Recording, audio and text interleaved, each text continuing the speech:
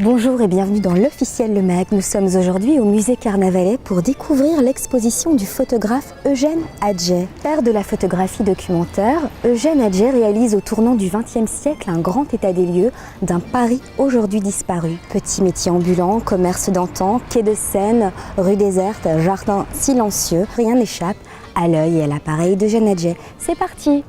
Monsieur Wolock, bonjour. Bonjour. Merci de nous recevoir dans le musée le plus parisien de la capitale. Pouvez-vous brièvement nous présenter Eugène Atget? Il a commencé sa carrière à la fin des années 1880 et a commencé à photographier Paris vers 1898. Son travail regroupe essentiellement des vues d'architecture, les petits métiers, tout ce qui est les aspects pittoresques de Paris.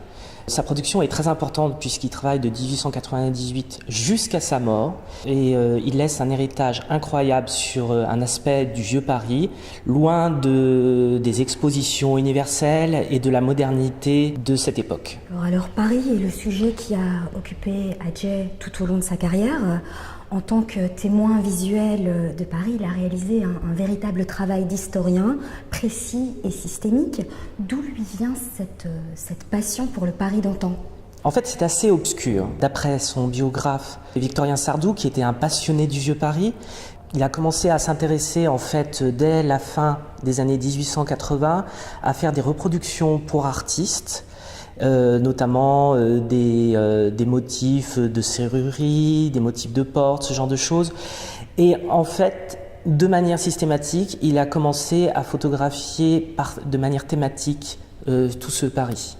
Atget a eu une grande influence sur Walker Evans, Lee Friedlander ou encore Bérénice Abbott. Pour quelles raisons a-t-il tant intéressé les photographes modernes ainsi que les surréalistes? En fait, Eugène Atget habitait la même rue que Man Ray. Régulièrement, Atget proposait à ses voisins sans doute des tirages de son travail. Et c'est comme ça que dans les années 20, on ne sait pas exactement quand, Eugène Atget a rencontré Man Ray. Man Ray a été emballé par son style peu commun.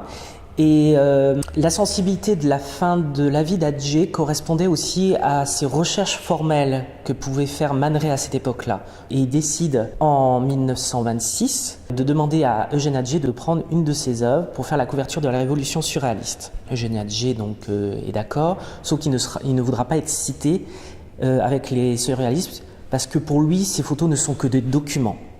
Man Ray avait dans son entourage en fait une jeune photographe qui s'appelait Bérénice Abbott, elle aussi d'origine américaine, et elle a été complètement emballée par son style. Elle photographie Atget, notamment à la fin de sa vie en 1927, dans son propre studio de portrait. Après sa mort, en fait, grâce à un autre collectionneur, Lévy, elle s'engage à racheter le fonds d'atelier qui n'avait été pas acquis par l'État français et à promouvoir le travail d'Eugène Atget. Donc elle expose dans différentes villes d'Europe, mais aussi des États-Unis, ce qui permet de toucher notamment des grands documentaristes comme Walker Evans, Lee Friedlander.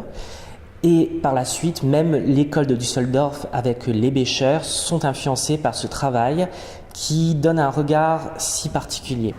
C'est la fin de notre voyage dans le Paris d'autrefois. L'exposition Eugène Atget est à découvrir au musée Carnavalet jusqu'au 29 juillet. Ensuite, les photographies reposeront durant 10 ans. Alors profitez-en, dépêchez-vous. Belle semaine à tous et à la semaine prochaine.